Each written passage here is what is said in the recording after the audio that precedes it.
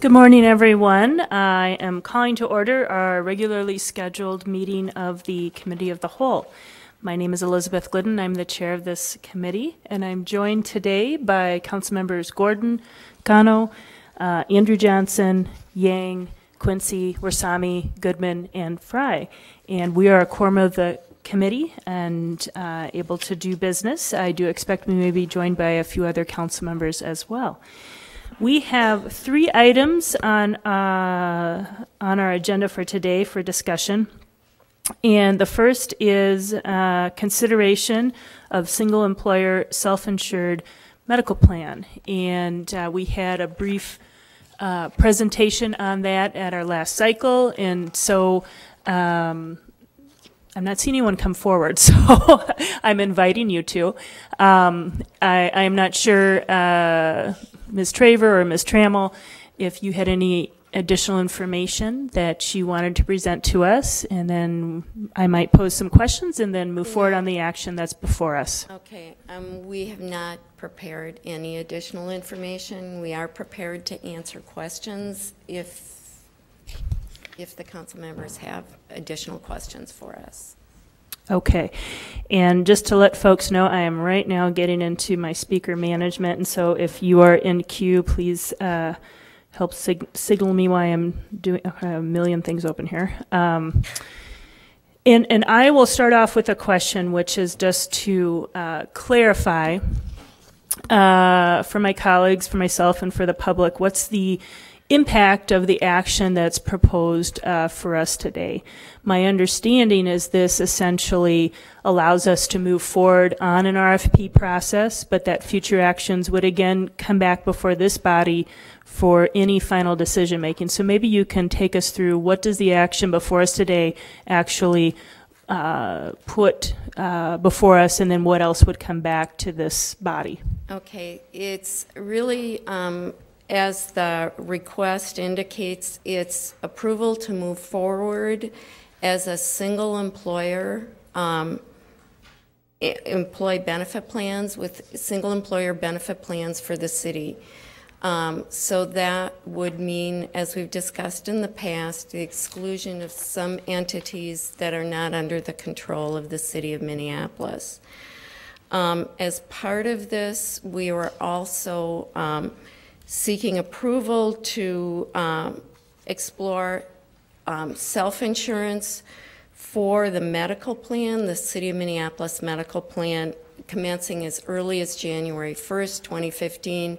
That would include, as there's a separate action pending in Ways and Means budget that would authorize the release of a medical plan RFP, and that our request for proposal would include, or would request for proposals on fully insured and a self-insured basis, so we can do a proper analysis. And then we would come back to the full council with our recommendations later this summer. Okay, thank you. And for everyone, I am in speaker management, so you can feel free to use that. But I do see I think that is Councilmember Gordon or Councilmember Cano with a question. Yeah, and I think you answered part of the question. So our action today would allow us to go out for the RFP. It's really a separate action that goes through Ways and Means to authorize that. But so that will it starts that process. In other words. It starts that process. Okay, I appreciate that. And I also noticed that in the resolution it says that staff will be directed to provide reasonable assistance to the Youth Coordinating Board, the Municipal Building Commission, and the Minneapolis Public Housing Authority as they transition to their own employee benefit plans, assuming that we go ahead with ours. Reasonable assistance might be open to lots of different interpretations. I want to acknowledge that we received a letter, and we've heard some concerns, especially from the Public Housing Authority, about the actual costs that might entail and the difficulties and the challenges. And what I'm reading in that that clause is that we will be there to help and assist. We're not saying an actual amount of money that we're going to be helping with, but we want to work out something that will be reasonable to all parties and seem reasonable. That's at least the intention that I have as I support this. And I might speak a little bit to this, and thank you, Councilmember Gordon, for acknowledging the letter that all of us received yesterday. And I want to acknowledge Ms. Cora McCorvey, who has joined us today. I did ask if she wanted to speak, and if she does, we welcome her, but she indicated she just wanted to make sure she is here to listen and be part of the meeting, so I want to thank her for being here.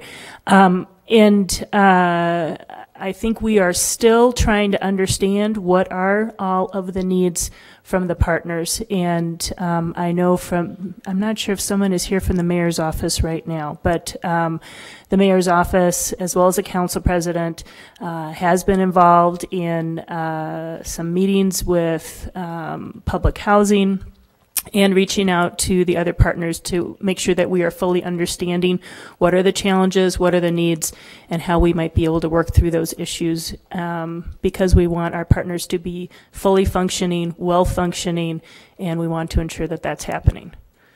Ms. Traver? Chair Glidden, Councilmember Gordon, just in response, I'd just like to say a couple of things. That process, at least the discovery stage of that process, has already started. There have been meetings with the city's benefit consultants and MPHA, and also with MBC. We've yet to meet with the Youth Coordinating Board.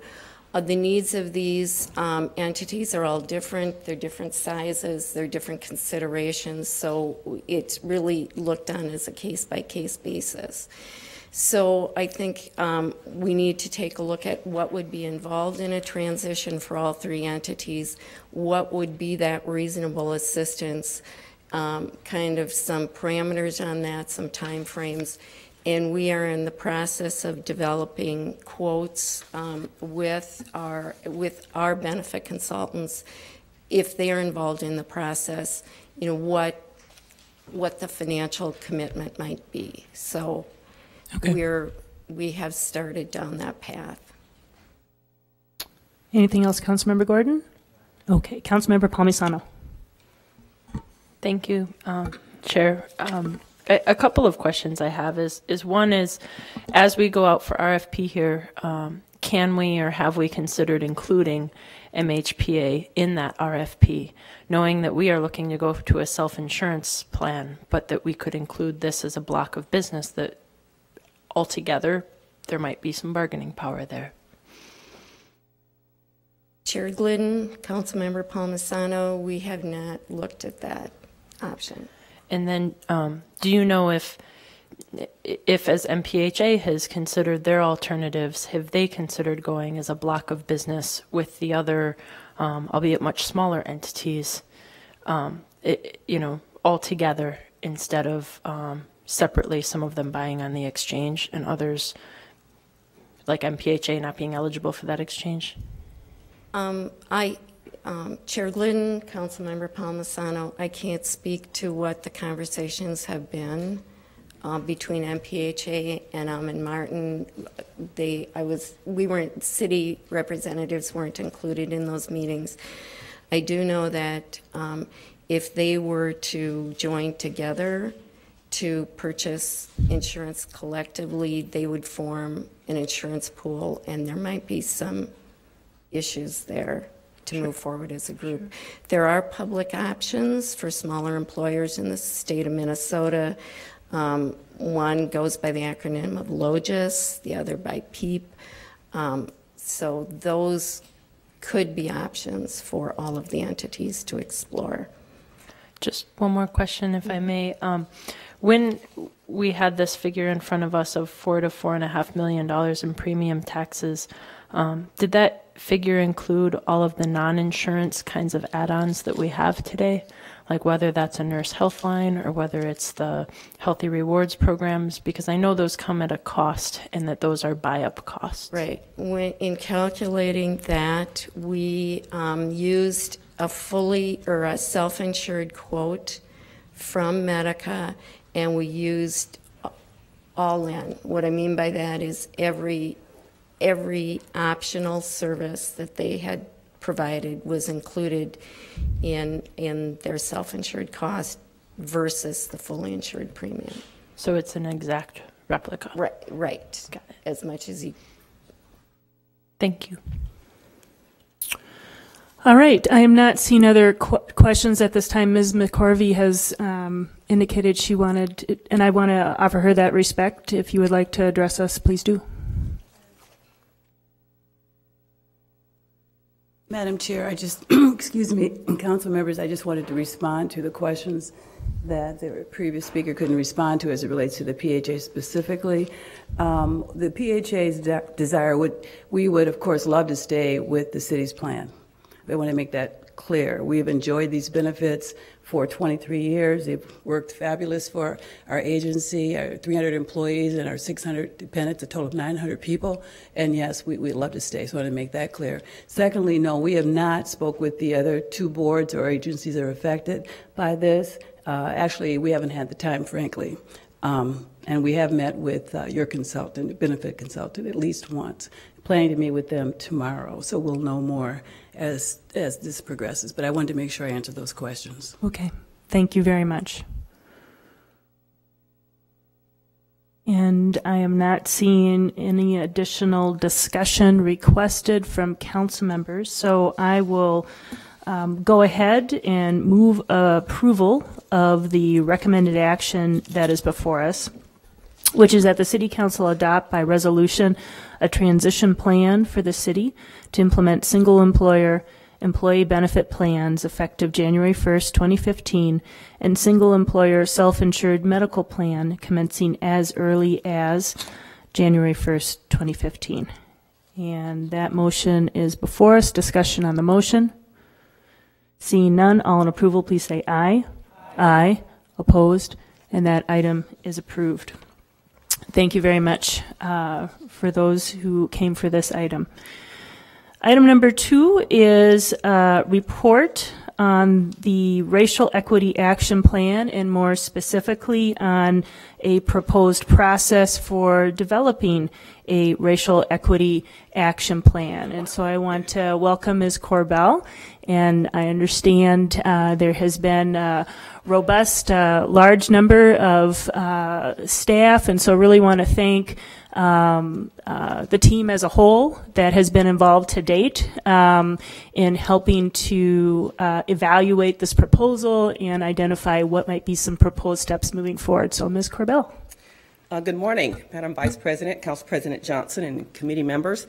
For the record, my name is Velma Corbell. I'm the director of the Minneapolis Department of Civil Rights, and I'm here this morning with Assistant City Coordinator Jay Strobel, who'll be coming up a little bit later and taking part in the presentation as well. The City Council offered staff directions on March 26th on the development of a Racial Equity Action Plan. And we are back today following those directions from the committee on March 26th to talk to you about what we, the team, has been discussing on a proposed Racial Equity Action Plan. I'll read you the directions specifically. It should be in front of you and up on the screens. The direction was propose options for creation of a Racial Equity Action Plan, utilizing as examples the city's Climate Action Plan and other city plan documents that sets a baseline for measurement, includes goals and timelines, references existing city policies and programs that support the goals, recommends new policies and programs for consideration, and is developed in cooperation with a range of engaged stakeholders, and then report to the Committee of the Whole in 3 cycles, and this is our first such report. The team, Madam Vice President, that you spoke of earlier, that was composed of individuals from the Mayor's Office, the Ward 8 Council Office, and it really has been brought to you by a range of staff across the city who've been involved also in the ongoing work of the Equitable Solutions Framework that was developed and presented to the Public Safety, Civil Rights, and Emergency Management Committee on April 30th. And while this does not include representatives from every department in the city, we thought it provided a nice cross-section of individuals and departments who've been doing this work and also who brought a fresh perspective to the work on this proposal.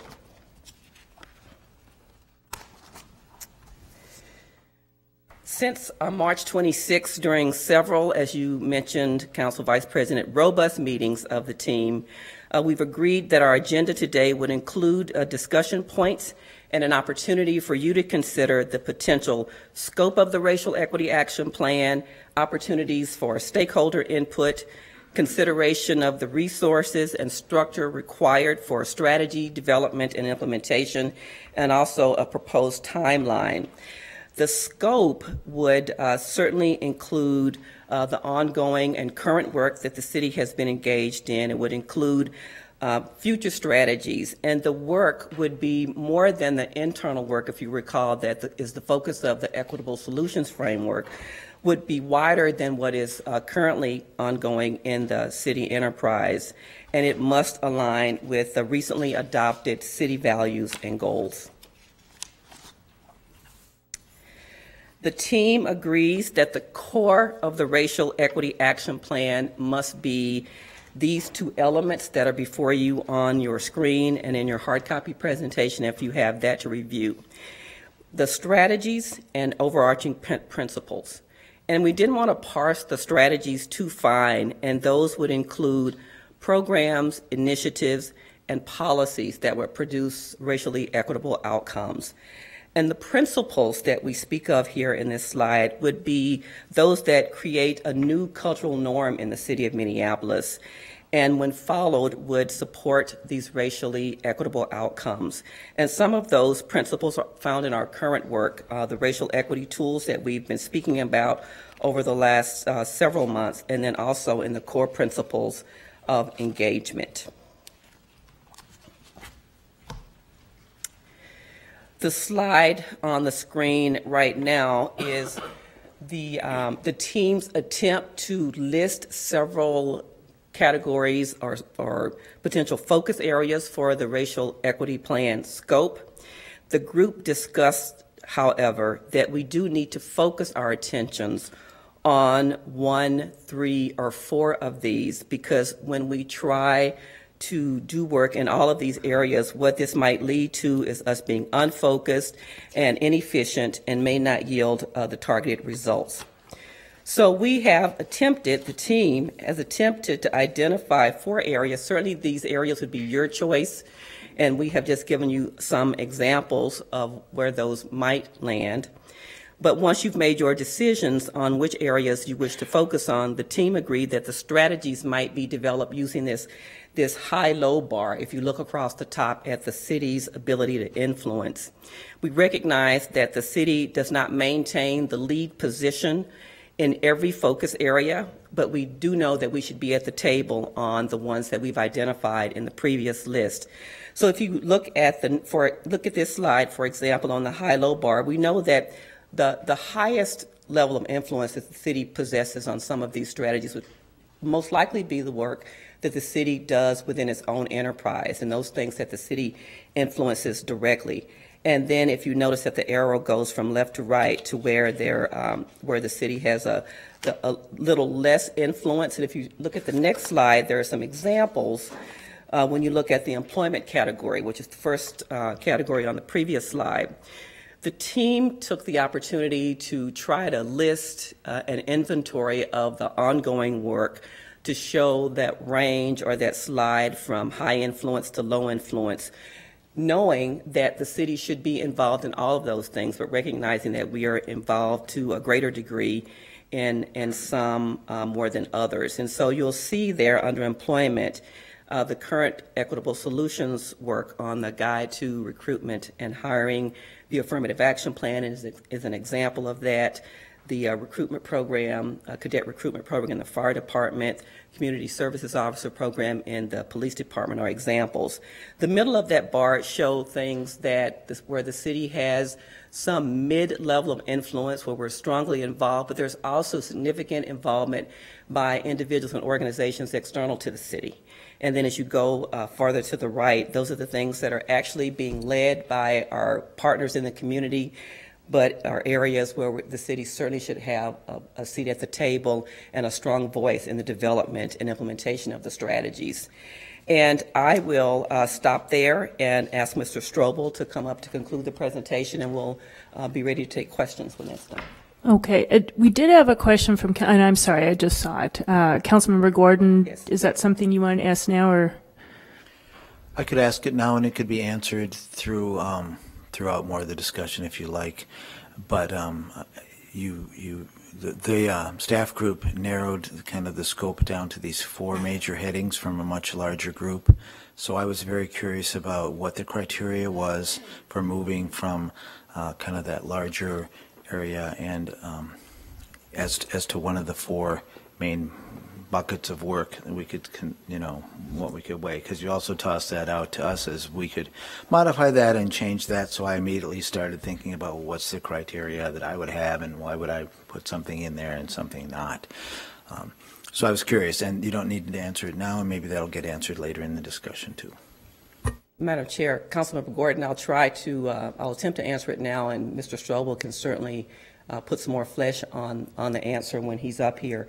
But again, if you go back to the slide slide number 6, that has these 10 categories or focus areas. And again, the team did not make any, come down hard on any particular area except employment, because you've already given us staff direction via Resolution 2012 R456 to focus internally on employment. But every one of these areas still has the potential for additional strategies to be developed, because if you recall, the Resolution 2012-456 is just focused on the enterprise. And even with employment, there are other strategies that could perhaps be developed as you look more into the community. So the team did not land on any of these specifically, and the reason we're showing these 4 categories is that as the team was thinking, these seem to us to be the areas where we have done the most work, where we have the most measurements and targets developed, and these are the areas that seem to be resonating to a greater degree with members of the team. But again, the choice is yours on what those focus areas might be.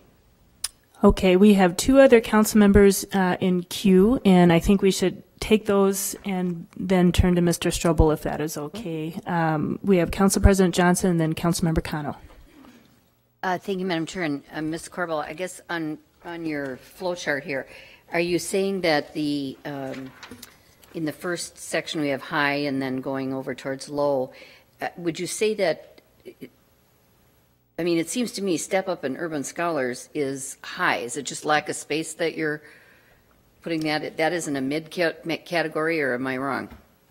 Madam Chair, Council President Johnson, this is not to say we weren't trying to grade by degrees the level of influence, and so it might be a higher level of influence in the medium category, but what we're attempting to say by this is that there's an opportunity here to use these programs and initiatives also to connect with partners in the community. There's some ongoing work with Step Up and Urban Scholars to move it not just as a city initiative, but to move that also into the community. Great. So that's what this is attempting to display.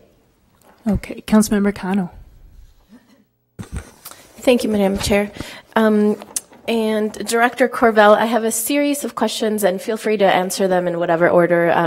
And we may or may not be able to cover these now, but they're just kind of going in my head right now. So I'll just lay out all my questions and then you can feel free to respond. I'm just trying to find out more about the relationship between, if you could please explain the relationship between this particular plan and all the other racial equity initiatives that we've discussed and heard you present on and know are moving within the city.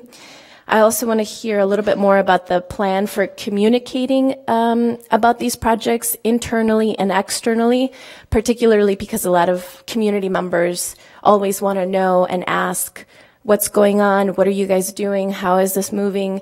And if there was a centralized or coordinated way to communicate about these efforts, it would relieve some of the pressure from the individual sort of responses that we continually are asked for out in the community. I'd be interested to hear about how other council offices can help in this work, either by participating directly, giving you feedback, doing sort of regular check-ins, or have, again, a mode where, you know, monthly we get together and check in and hear about what's happening, so that we don't have to wait until the product has already moved down the line to kind of give opinions and try to shape and ultimately be held responsible for the work, because that's part of it here too, that as council members we're held responsible to our residents to ensure this work is happening in a way that makes sense to a variety of stakeholders across the city. I would like to hear more about the community input component. And as you know very well, there's a lot of community members, including the Our Minneapolis group, including the racial equity folks, that really want to have a participatory role in these processes, but they also have expressed an interest in having more decision-making power, and they don't want to have us come to them to present a plan, but they really want to be able to be an equal participant and decision maker in how these efforts are rolled out, shaped, and evaluated in our city. And part of it is because we do have a lot of community experts that have been pushing this conversation for over a decade, and it would just be, I think, smart for us to invest in making sure that that local expertise gets adapted or informed or wrapped up into this somehow. And then I'm not sure if this is the time to get into a time frame, but I'd be curious to find out more about, you know, are we looking at a year-long process? Are we looking at a 2 to 3 year project? You know, just more about how you feel the pace of this work is going to happen. Madam Chair and Councilmember Cano, if I could just maybe restate your questions really quickly, and then I think all of them are going to be covered in the second half of the presentation. But just so that Mr. Strobel, if he wasn't jotting them down, but you want to know about the relationship between this work and other racial equity initiative ongoing in the city, you wanted to know how the communication would happen, what's the communication plan internally and externally. You want to know how other council offices, other than the ones identified in the staff direction, could be involved in the work, as you feel very strongly that all of the offices should be accountable for its implementation and success. And you want to know how the community will be engaged, and also the time frame for development. And I think all of those will be covered in the second half of the presentation. If they're not, I'm happy to come back up and address them individually. And I think we had covered those immediate questions, and thank you, Ms. Corbell and Mr. Strobel. Chair Glidden, members of the committee, thank you for the opportunity to speak today. I'll be presenting in the last half of the presentation that Ms. Corbell started. The group that's been working on this developed 5 steps. Broadly, they're very similar to what the Climate Action Plan used in the development of that plan. So I'm going to be spending the following slides in describing these steps. But very briefly, the steps we're proposing are that there's a forming stage, an assessment stage, a stakeholder engagement stage, a stage around strategy development, and then ultimately a set of recommendations and implementation. In terms of the forming stage, there's really 2 components of this. The first component is around structure, which I'll get into a little specifics in a moment, and then also around setting the parameters of the plan. The 2 elements, in terms of the structure, I would propose starting in the middle of this chart where it says Racial Equity Action Plan. That's what we're here today to talk about, how we would propose that plan get developed. In terms of structure, our first recommendation would be that the Racial Equity Action Plan start by the identification of a steering committee. That steering committee would in turn report up to the Racial Equity Policy Work Group, which was the initial motion for creating that was developed in a staff direction that came out of the Public Safety, Civil Rights, and Emergency Management Committee last week. And I think that will be taken up by the full council later this week. In turn, that Racial Equity Policy Work Group would oversee the work of not only the Racial Equity Action Plan, but also the current work underway today, represented in the Equitable Solutions oval there in the bottom left corner of this diagram. So we know that there is a lot of work going on today, a lot of great work, but that this racial equity policy work group, which would involve both elected leadership and department leadership, would be involved in the oversight of both existing work and the development of this new racial equity action plan. In addition to the steering committee, the other structure components that would be created, depending on what specific topics the action plan would focus on, that we would propose that there would be specific work groups around each one of those topic areas. The climate action plan held a similar structure, and it proved very successful in terms of developing a set of recommendations. In addition to that, both in the existing efforts of the equitable solutions work and in the racial equity action plan, we recognize the importance of stakeholder engagement, and so I'll be speaking to that a little bit more in a couple slides.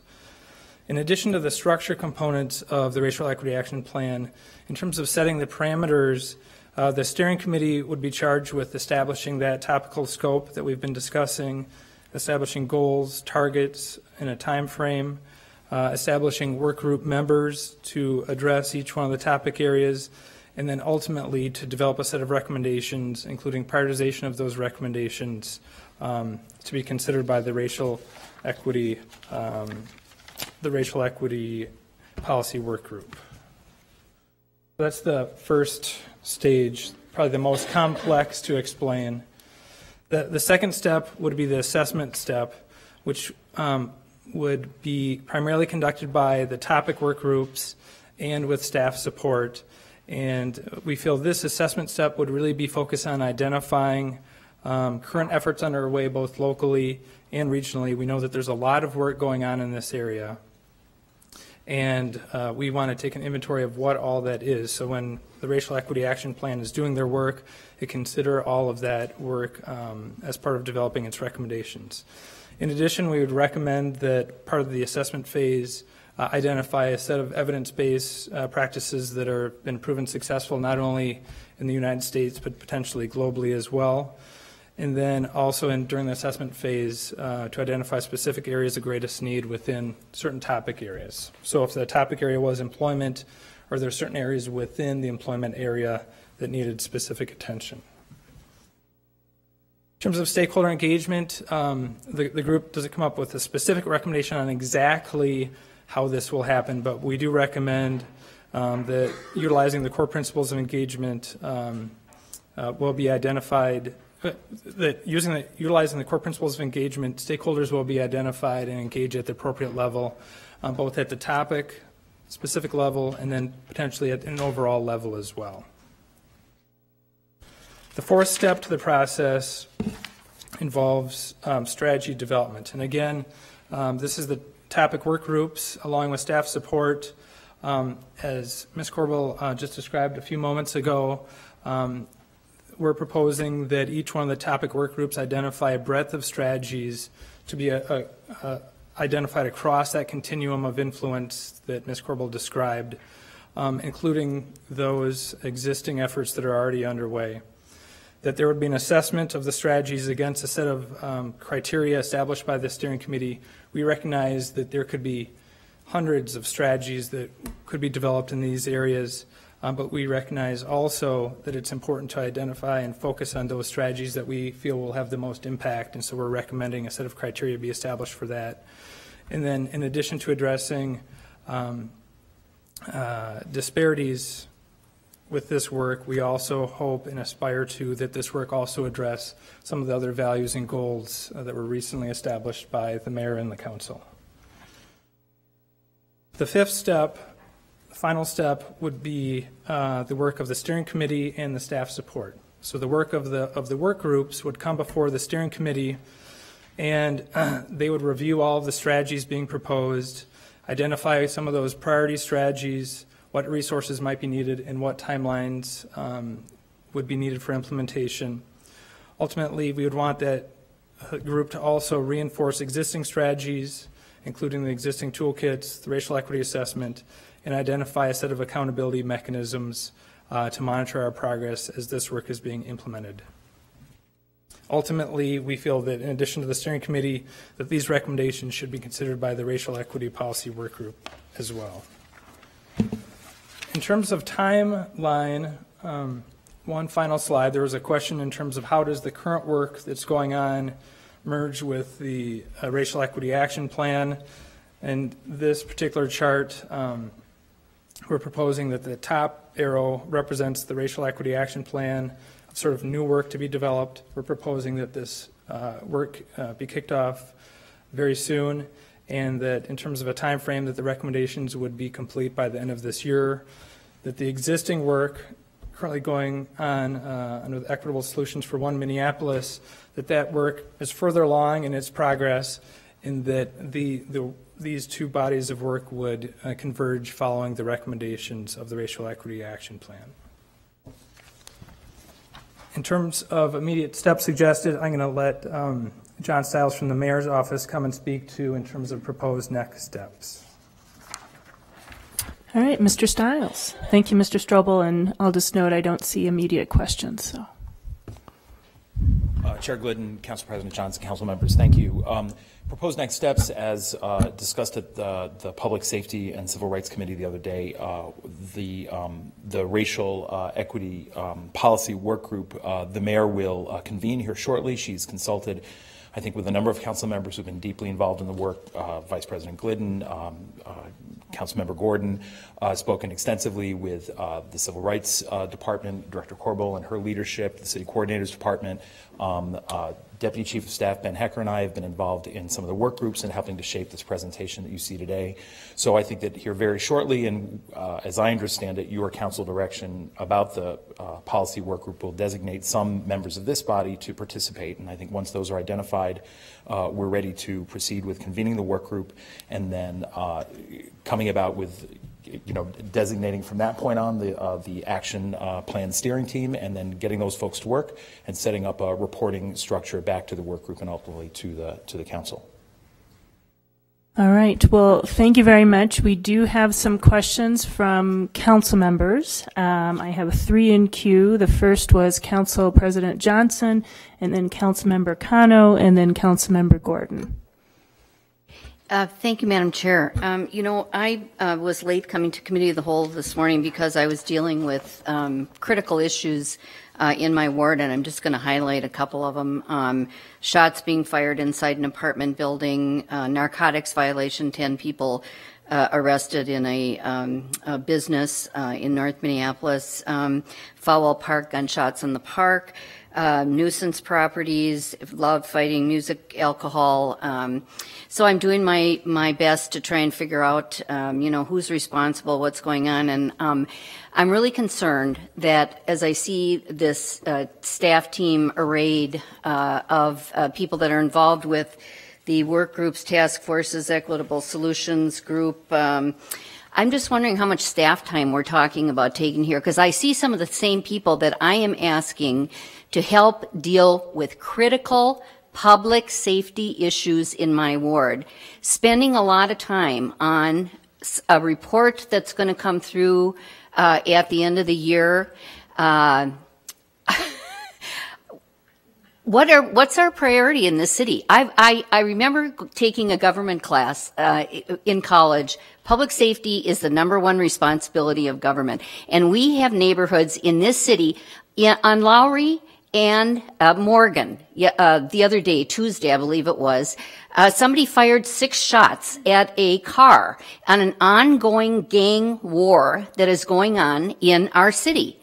And so I'm just curious as to what kind of staff time we're talking about, and exactly what our priorities are as a city. I am so frustrated about this. I see it as another task force, another report, another reporting mechanism. I've got all the reporting mechanisms I need. I get these reports every single week from the police department, where in my neighborhood, 60 shots are fired every single week, and in the rest of the city, it's 10. What are we doing about that? When are we going to spend some time on that? This is so frustrating to me. I'm really angry. So I want to know, I want an estimate of staff time. I want to know from each of these department people how much time you're spending on these multiple initiatives that we're using to produce more reports. That's what I want. Accountability. All right. Well, I actually have some response to that too, but first I will, I don't know if a staff person wants to talk about this, because I think it actually is a good question about how do we define the scope of work and make sure we're aware of what that will encompass. And as I understand that, But what else doesn't get done? And if I may finish, Excuse me. thank you. I think let's just recognize that I think as reflected in the Council President Johnson's comments, there's a lot going on in this big city. There are a lot of important tasks that have to be done. And I can appreciate that there are severe public safety concerns in multiple places in the city, and certainly in Council President Johnson's ward, as well as other issues that we're dealing with. And so I appreciate that perspective, because I think it helps ground us in we need to understand how we're addressing what's before us. But if we're not able to multitask and put together frameworks that guide our work, I think that we're not able to move forward and understand what are our goals and how will we accomplish them. We have to be able to do what's in front of us and address those priority issues while at the same time putting together the guiding framework that hopefully will allow us to achieve the goals that we have identified as a city.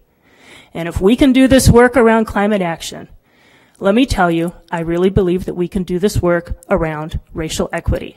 We've identified this as a goal. We've called it different things every single time I have been elected to serve on this council, but yet we haven't formulated a plan that touches our departments about how are we moving forward and how are we going to get some focus and what's the work that we are going to prioritize.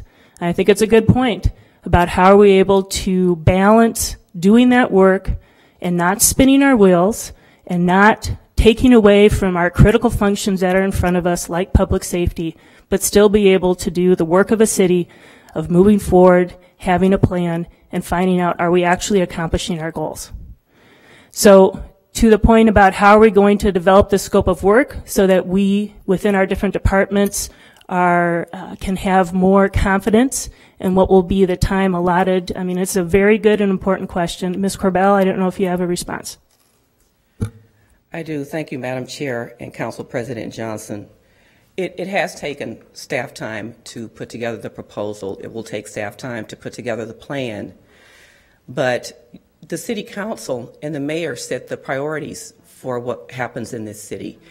And I would 10 out of 13 of you, for sure, I'm certain, said that equity and racial equity were priorities for you during this most recent campaign. So the staff is only attempting to implement direction based on what you told us was a priority that you set for the city. That's all. You tell us what we're supposed to do. I suppose if we don't care that there's a segment of the city that has continued to live on the margins for a generation, I suppose we can stop doing the work. I suppose if we don't care that 30 years from now, the young people who are not graduating from high school might be the ones involved in the shooting incidents or involved in the dogfighting or involved in the public safety issues that you're dealing with today. But we are poised on the precipice of being able to do work that's going to set a new benchmark for what happens in the future. None of us on the steering team is perfect. None of the city council members is perfect.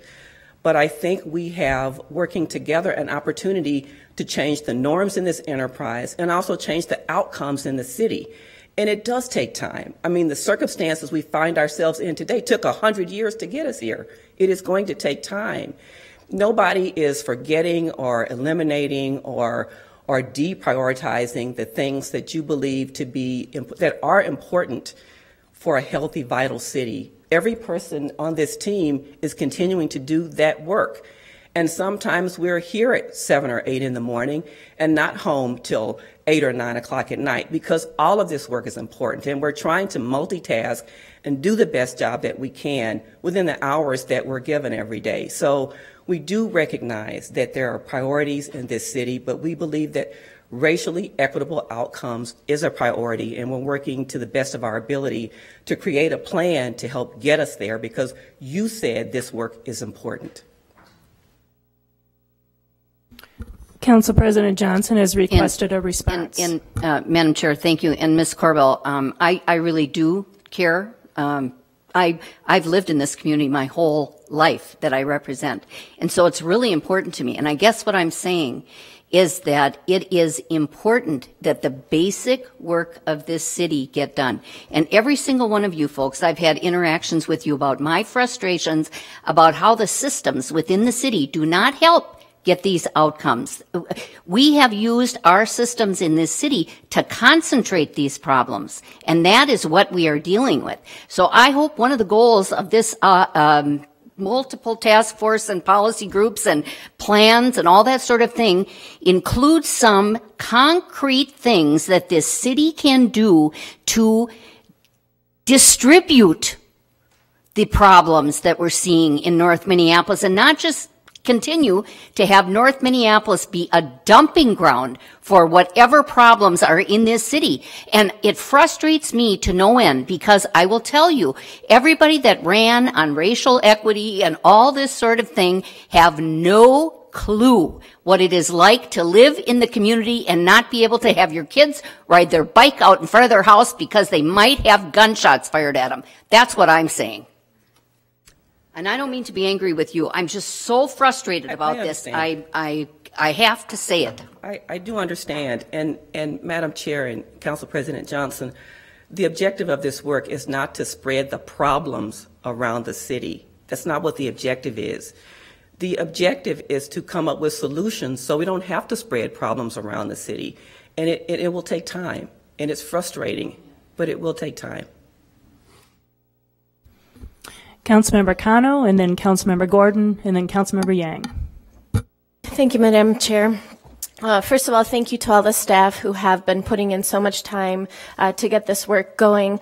I used to work at Minneapolis Public Schools, and I know exactly what Ms. Corbell is talking about the public service-driven mission of people who sacrifice and come in early in the morning, leave late at night. I can feel that. I can see that. I thank you for it. We have a big challenge ahead of us. I think it's time for us to shine and to deliver, and we have a clear moral mandate from the community to get this done. We're a big city. We're one of the most diverse cities in the entire state.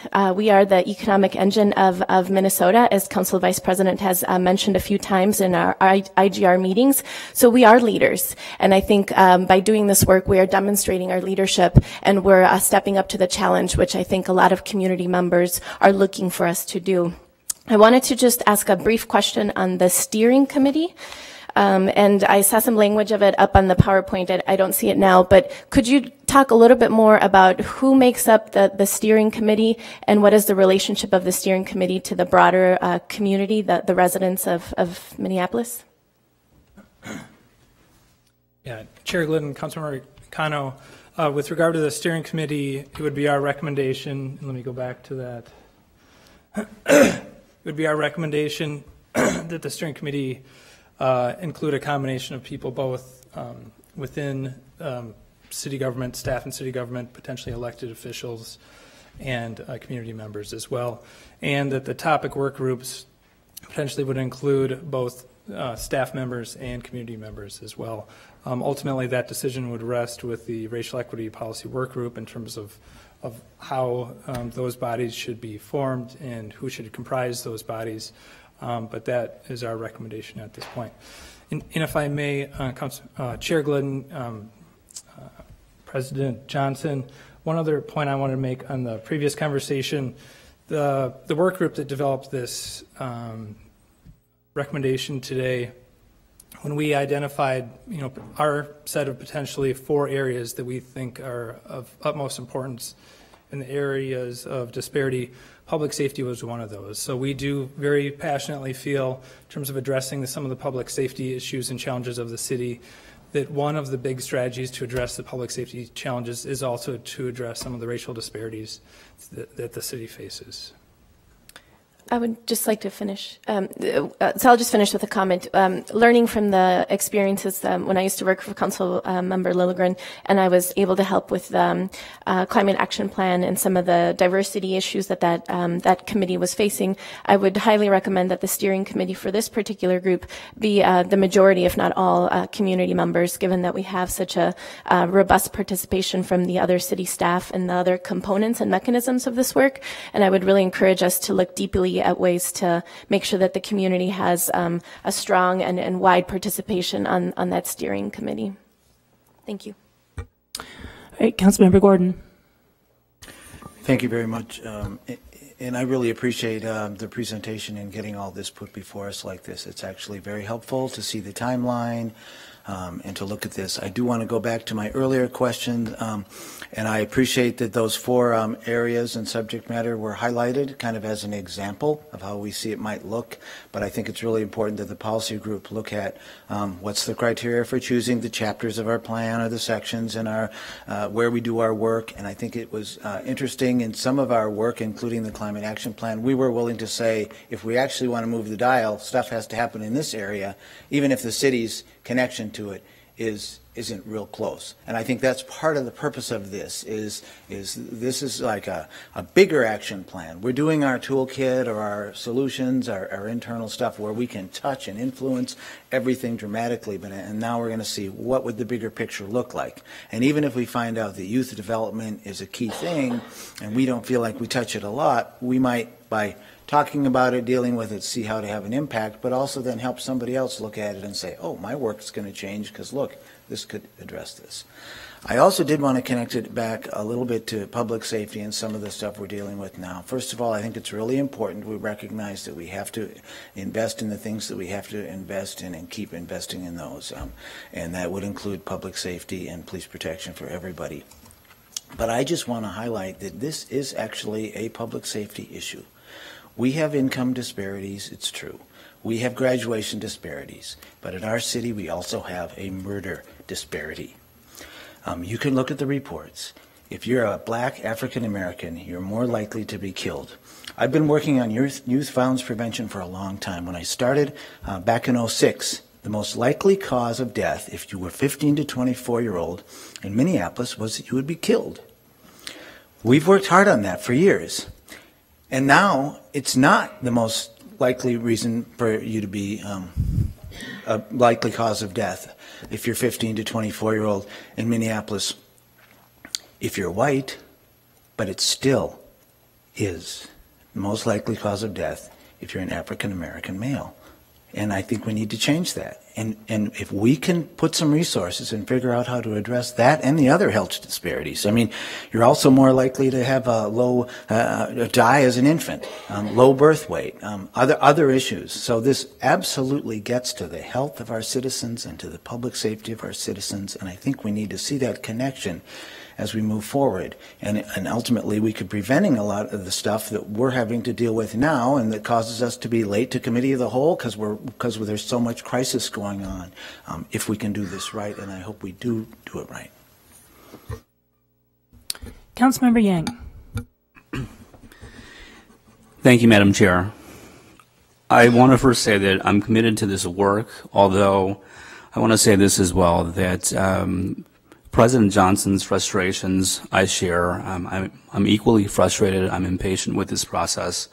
And I just have this sense that we've complicated this whole process beyond belief, and it makes it very difficult because at the end of the day, this thing should be simple, and it should be simple for every department to implement. It should be simple for the city council to use, and if it isn't like that, it's going to be very difficult to apply throughout the entire enterprise. And that's my worry about this. You know, council president's frustrations, I share because, you know, we share a border up in North Minneapolis and we see the same issues, you know, consistently all the time. And, you know, sometimes I would wish that our city would pay more attention to us up there as opposed to everywhere else. But, you know, with regards to this sort of racial equity work, at the end of the day, I just think it's really simple. I mean, you know, I just think that for us to really move forward on this, we can't make it overly complicated beyond the point of usage, because if we do that, we're just going through this exercise and we're not going to make anything work. Councilmember Bender. Thank you, Madam Chair. I just wanted to voice support for, I think what everyone is saying here, which is that this process result in actionable outcomes that we can support to close the racial and other equity gaps that we have in our city. And I also want to say that as someone who doesn't represent North Minneapolis, that we all as a city council have to be committed to focusing on the urgent needs that have resulted from decades of disinvestment in communities, not just in North Minneapolis. I would argue there are other parts of our city as well that applies to, and but I don't think it can be either or. And I represent a part of town that if you're a white child, you have inherently going to have better outcomes than if you're a child born into a family of color, and that's not okay. And that I have a responsibility, no matter what kinds of issues I ran on, to those children in my ward that are born with less advantage in our city. And we have some of the highest disparities in the country. It is absolutely unacceptable. And we have to find some way, whether this is the correct process or not, to get to actionable outcomes that start to close those gaps. I think it is urgent as the day-to-day needs that we also have to address. So I wanted to just voice my support again for getting to some actionable outcomes that we can all start to tackle here as a council. All right, I am not seeing further comment. Our proposed action here is just to receive and file. So again, I want to say thank you for the presentation, and thank you to my colleagues for the discussion, which I think all parts of it help us move towards how we're going to get, as Councilmember Bender said, to the actionable outcomes that we can support and that are urgently needed. So moving, receive and file, discussion, see none, all in approval, please say aye. Aye. Opposed? All right, and that item is approved. Next, I'm going to turn to Councilmember Andrew Johnson for an information technology subcommittee item. Thank you, Madam Vice President. With us today, we have our city's CIO, Mr. Otto Dahl, and we'll be talking about the digital equity in our city, which is a very, very pertinent topic given the discussion that we've just had. So with that, Mr. Dahl, I'll turn it over to you for the presentation. Thank you, Chair Johnson. Committee members, thank you again for giving us time this morning to talk about a situation that we have been tracking here the last 3 years that I've been with the city. I think it's important for people to recognize that of all the multiple things that are going on in our lives, in our communities, and just the world in general, that the digital society that we've been building in the last few decades is having an amazing change and impact on people, and not always in a positive way. And so I felt when I first came here that we really started with a strategy of trying to understand what we felt were things that we had to at least measure, if not completely understand the dynamics that were going on in Minneapolis. We fell upon, it's not just people having access to the internet, having a computer to do that, but also some degree of digital literacy that a lot of us take for granted because we make use of technology, particularly in our jobs, but a lot of people don't have that advantage. Or that we got it in our schooling or where else. And also, finally, there's, to some degree, particularly for folks who are constrained in other ways, like financially, et cetera, if they don't see a strong enough value proposition, then they will not ensure that they turn around and, in essence, participate in a digital society, which is fast-moving and in some respects, challenging to be a part of. This year's survey, and this is the third survey that we've done, really shows really the same picture that we saw in 2011 and or I should say 2012 and 2013. And approximately 15% of our households don't have internet access at home. If you look at where in the city people are on that wrong side of the divide, probably the typical places you would think, Camden, near North Phillips, appear. Also, households under $25,000 in income, or households with the elderly, as well as American Indian and Black African American communities also are much more likely to not be part of our digital society. There is another aspect, though, and that's what you see at the bottom of this slide, and that is we have, over the years, put in a number of facilities, close to 2,000 public PCs, whether that's a library or the parks or some community technology system. But when you look at the number of hours that they're available to folks and the distribution of those hours, they really tail off in the evenings, on weekends. Devices get dedicated to just training and are not available for people to walk in off the street. It's that factoid down at the bottom that really disturbs us. To take those 24,000 families and distribute them across those free available devices across the city, we could only give them an hour a week.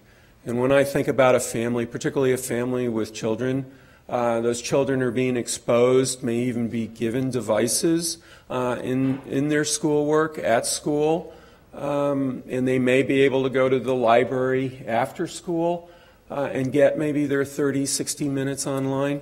But once they hit the home front, if they're not able to continue, what are their chances relative to other children and families that really do have facilities, if you will, around the clock because it's within their household proper? And so, what the data tells us, we went out and we asked a lot of different questions about people's use of the technology, what they feel comfortable in. And so we came up with a profile system of looking at high-level, mid-level, and non-users of technology. And again, things have, we're leaning in the right direction, but it's not statistically significant yet to really say that we've moved the dial. I like to think that that movement is going to bear itself out as time goes on. But nonetheless, things have stayed basically about the same. And if you look at things like importance of internet access at home, when you ask our residents, our households, people that are engaged most definitely feel it's essential or very important, and it dramatically drops off to folks who are non-users. As does, if you look at income levels, people who just don't have the dollars, don't get me wrong, their discretionary dollars, their fixed incomes, if that's their situation, start to really weigh heavily on their decision making as to whether or not they're going to be able to participate in our online society.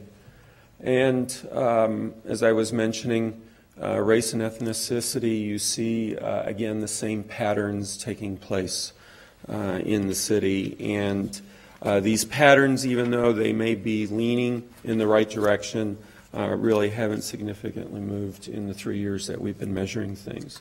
Now, I wanted to just give you a few more statistics, but then I'd really like to get into the meat of, what's the position that we've taken, what are the things we've accomplished, and what would we like to accomplish in the future. Most definitely people, the PC, that laptop maybe, but most definitely that PC sitting in the home is the most predominant technology right now, but it's really flattened out. Tablets have seen a significant rise. Some of those rises in some of those areas, such as Central and near North and Phillips, are fairly dramatic.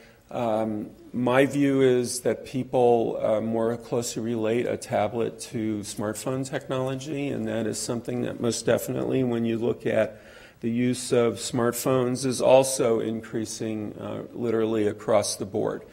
Unfortunately, there is a challenge with the smartphone world.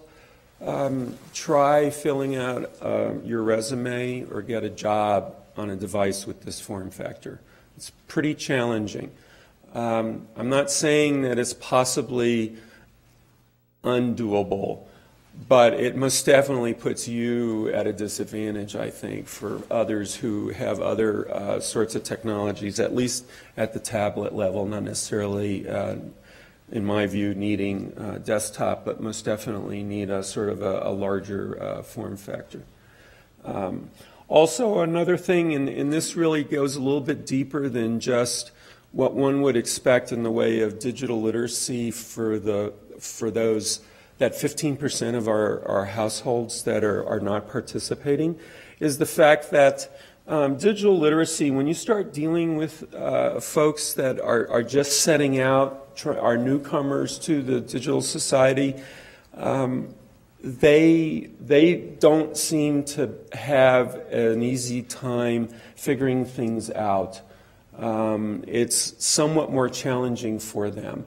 And, you know, when you look at digital literacy, this goes beyond those 15,000. I mean, people get using email and getting on the internet and whatever. That's not to say there aren't people out there that need to learn that, but they're fewer and far between. What really gets us is you get sort of halfway down that list and you get things like job hunting online. The number of jobs is increasing where you have to go online and do that process. You have to have an email account. You have to be able to interface with a potential employers, to actually go through the process of getting a job. And so for people to not feel as comfortable with that, to us is a challenge that we need to somehow help. It's the same thing with protecting your computer. Just as some of the discussions this morning already, if you don't feel safe on the street, then you're going to modify your behavior. If you don't feel safe online, you're either not going to go there, you're going to do less online, or you may avoid it completely. And so, we constantly get people telling us that they would rather that they feel safer. Just like they would feel better if they could do some more troubleshooting themselves. Yes, I don't expect people to be out there coding their own applications, and you see that all the way down at the bottom. But some of these activities are really things that are necessary for people to actually truly sustain the desire and do what it takes to ultimately continue to participate in the digital society. Now, the city's role has changed over the 3 years that we've been tackling this issue. For starters, we really wanted to make connections. We wanted to understand what facilities were available in the city and make sure that people understood what others were doing. There was really, and there still is, a lot of good things that are being done, but it's very disjoint. And so one of our roles was to research and connect and to ultimately identify gaps. Things like, should we be out there with lots and lots of courses on how to use email? I don't think so. Right? The data says that is pretty well covered. Do we need some? Yes, but they shouldn't be what we see a lot of today. And so identifying those gaps, that's where we started.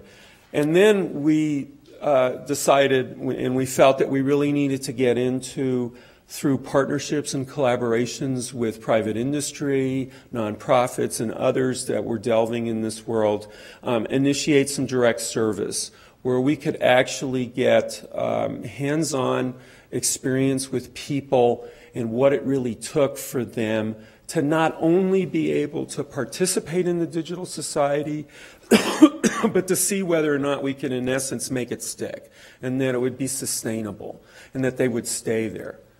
And so we did a number of programs, which I'll point on the next slide, because now what we want to do is we want to really sort of ramp ourselves up. If we're truly going to move the needle and get beyond statistically show that we're getting people to be able to take advantage of technology in their lives, in their households, in their families.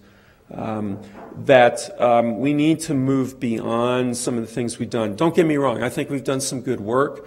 We see, and we've learned a lot, which I'm going to describe here in a moment, the lessons learned and what's driving our orientation going forward. But working with, whether it was the Fifth Avenue high-rise or whether it was working with the folks through Build Wealth, our ability to actually get hands-on experience was invaluable in truly understanding what are the challenges, because we who use technology all the time, we don't necessarily see it from those households, those people's eyes. And so what we want to do is be in a position where we can truly take advantage, because we really feel this is yet another one of those equity dimensions that society has put before us, that puts people in a disadvantaged situation in trying to better themselves and their families and their communities. Sustainability. I mean, what does it really take to get a newcomer into the digital society? And some of the things that we learned is they really need help. They don't have the sort of safety nets built in. They don't necessarily have those children that maybe are in college and are well established in the use of technology. They may not have the wherewithal to go out and pay for services. Excuse me, because private industry most definitely has abilities to get help. A lot of that help is how-to, not necessarily to fix something.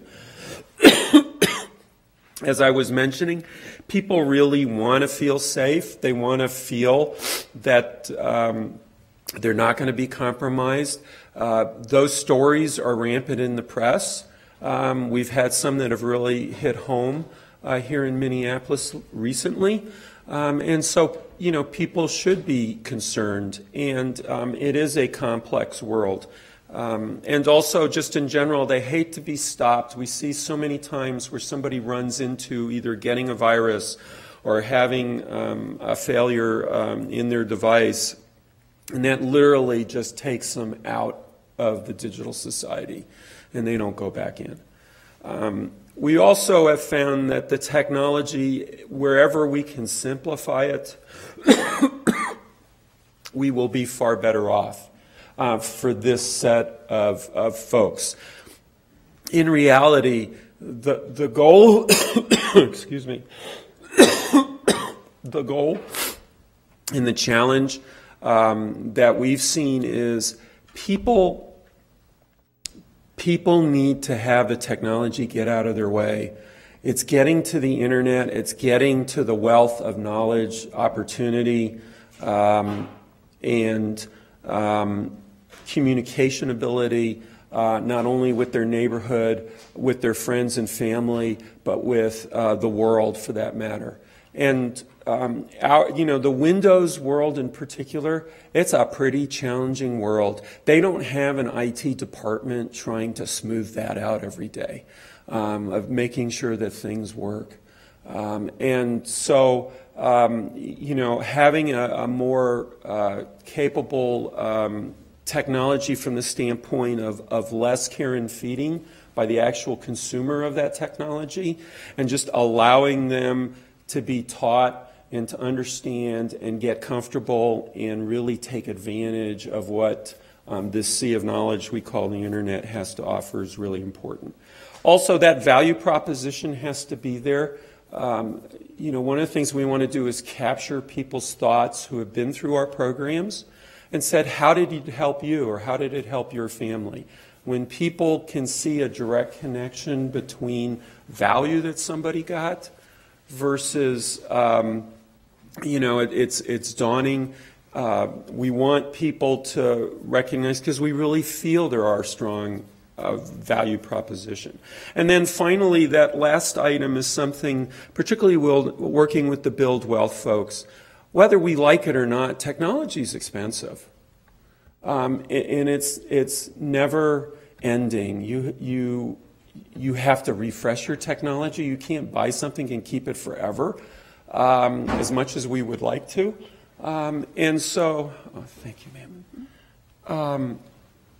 And so it was very, very powerful for us to be hooked into an organization that was working with the same people, in essence, we're working with, who are looking on their job development on either getting a job or enhancing their job opportunities, getting a better job, of being able to manage their finances. Because at the end of the day, you're going to end up having to spend money. And so, we really think that that's a key aspect. And so to kind of wrap this up at the end, what we want to do is, we feel if we're really truly going to meet our goal of moving the needle in the city, of getting more of our population to be able to take advantage of the online world, number one, we need to try to concentrate on getting the capability inside people's homes. That is just too much of a differential if they don't have that access at home. I don't know if you've been to a library, for instance, lately. It's packed. Every available square foot has got a device sitting there on a table. In there, a lot of places you only get 30 minutes, and there's a line waiting for every device. And so I don't think we can ultimately get there unless we can really concentrate on being able to establish this capability in people's households. We need to simplify that technology. We need to concentrate on getting knowledge about how people can take advantage once they're there, and that we need to minimize the technology challenge, if you will, of using technology. We really want to move away from, today we work on a program here for 10, 50 people. We might work on a high-rise in a small computer room of 6 devices that services a whole building. We really want to be able to ramp ourselves up to, handling a much more significant number of families.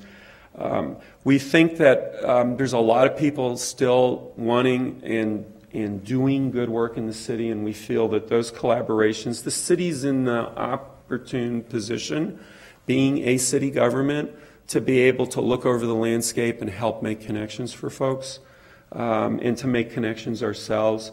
And then one of our pet peeves is, and it's not so much for the person, heaven forbid, if you're in a situation where in your family you need to go someplace to use technology, I really want that person to be able to call up 311 and the 311 guys to be able to have an app that can say, hey, here's the closest place, it has this many devices, this is the hours it's open, and really have that. We have a system currently in the system that wasn't built by the city government that really needs to be made more robust so that people can actually not only whether it's call 311, but work with the organizations that they work with in their communities and have access that somebody who does have connectivity to the internet can quickly point people there. Because at a minimum, if they're willing to get to that library or that park or that community technology center, we need to be able to make it as easy for them to find where's the best place.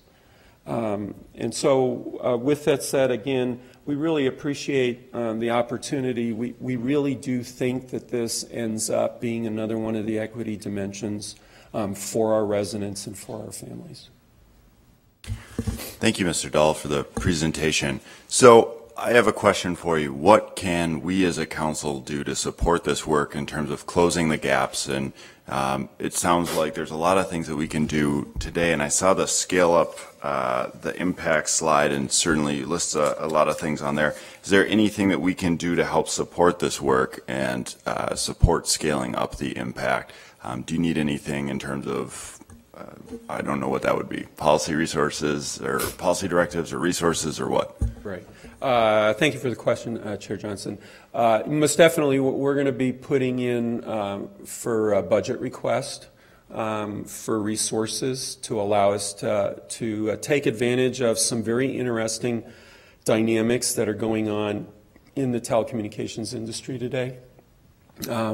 Where we feel that, today, the way we've operated in the past, we've gone out through PCs for People, which reconditions old PCs, of which the city gives up its refreshed PCs to that effort, and then they resupply those back here in Minneapolis. But there are some opportunities for us to get, we believe, tablet technology in the hands of people. And internet access for a period of time, 6 or 12 months. And then that will revert over into a commercial setting for those individuals. And so we've been working with various potential collaborators on that to allow us to jumpstart and move. So you're going to see something in the budget process. Excellent, thank you. And to my colleagues, I would say that this is absolutely connected to these equity issues we're talking about in so many ways. Coming from the programming world, in coding world, those are great 6-figure-a-year jobs, yet there are huge gaps racially in the workplace. It's a very, very white world. There are also gender gaps that exist. And when we're thinking about things we can do right now, investments that we can make to close not only the digital gap, but then influence ultimately the outcomes later on in life when people are more able to be prepared and interested and have opportunities to enter into the IT industry, and for them to have that outlet to create codes, create applications, become entrepreneurs, start up their own companies that ultimately will contribute back to our city, create jobs.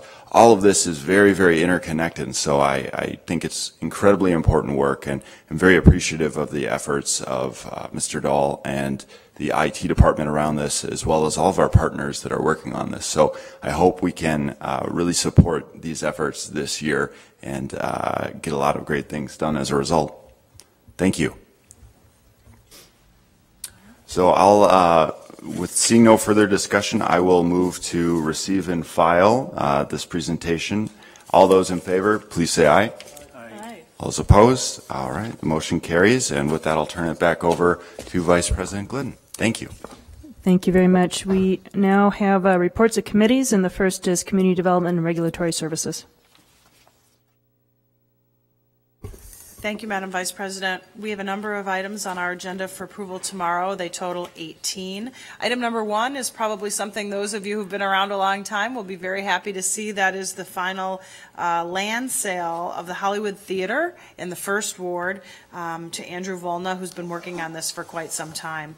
Item number 2 is a house land sale. Item 3 is allowing the sale of prepackaged perishable items from non-motorized carts. This is the ice cream push cart issue.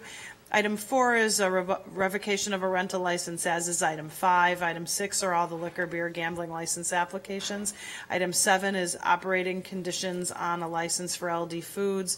A settlement conference recommendation is item 8. Item 9 is a recommendation to demolish a problem property. Item 10 is a stipulated agreement and conditions on a rental license. Item 11 is our low-income housing tax credit, 9% tax credit qualified allocation plan. Item 12 is an amendment to allow GIMIC to have slightly more money for the Rehab Support Emergency Relief Program. Item 13 is adding 7 and deleting 8 parcels from the Minneapolis Housing Replacement Tax Increment Financing District. Item 14 is authorizing the Great Streets Business Council support contracts. I'll note that we had $850,000 in requests and were able to fund only $400,000 in activities. Item number 15 is slightly increasing the Great Streets Business District eligible areas to 1 site on the south side, 1 mid and 1 north. Item 16 is our consolidated plan public hearing comments. Item 17 are the grant applications for HOPWA, which is Housing for People with AIDS. And item 18 is appropriating NSP funds that we receive from MHFA back to the NSP program. I'll note that those are recycled funds but can't be used any other way. With that, I'll answer questions on items 1 through 18. I'm not seeing any questions, so next we have health and environment and community engagement.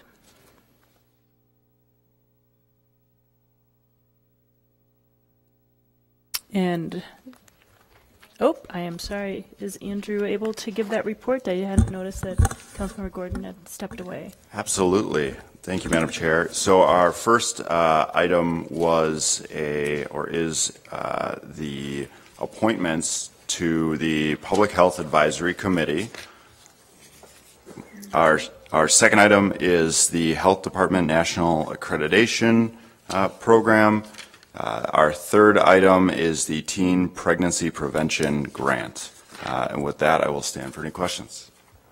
All right, and thank you for stepping in there. Next, we have intergovernmental relations, and there just is one item on that report, which is approving appointment of Lauren Olson as the city's alternate representative on the Noise Oversight Committee. Next, we have public safety, civil rights, and emergency management. Thank you, Madam Chair. We have 3 items, and the first item, I'm wondering if I need to read the whole thing, but basically it was us receiving and filing the Equitable Solutions for One Minneapolis Racial Equity Framework report, and then giving staff direction on what we're going to do next with regards to that. The second item is the U.S. Department of Justice Byrne Criminal Justice Innovation Program grant application, and that's the authorized application for a 3-year period for implementation of the Minneapolis Police Department's Community Strategies Program. And the third item is a 2014 Major League Baseball All-Star Game action to authorize a joint powers agreement to be signed by participating city, county, and state agencies providing public safety and security services to the city of Minneapolis for the period July 11th through the 16th. And with that, I can stand for questions. Thank you. I'm not seeing any questions. So next we have Transportation and Public Works, and I believe Councilmember Palmisano is giving that report. Thank you. Tomorrow, or at the full council meeting, we have 11 items for approval from TPW. The first is the 54th and Lyndale Special Service District passage.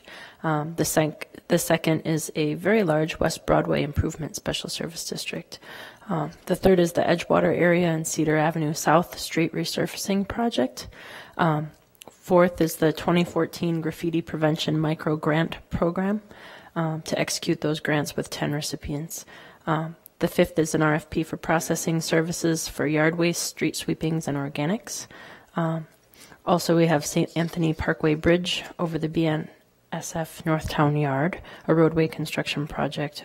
We've referred some reports to Ways and Means, including a special assessment appeal settlement, a passage of a resolution about bond sale requests for that project, the Southwest Minneapolis Interceptor Rehabilitation Projects, the master funding agreement for that, the 4th Street 35W on-ramp and auxiliary lane project, sidewalk reconstruction special assessment cancellation, and to accept 2 bids, one for Penn Avenue's reconstruction project and another one for Ready Mix Concrete, and actually, a third that is about potassium permanganate for the Water Treatment and Distribution Center. Thank you. All right, thank you very much. And I'm not seeing questions on that. Next, we have Ways and Means. Thank you, Madam Chair. Ways and Means will bring forward 5 items for your consideration on Friday. The first is a acceptance of a low bid of Canon Solutions America, Inc. For a Document Solutions Center 3-year agreement, a rental agreement. The other 2 items are a donation of digital billboard display time and donation of public service announcements.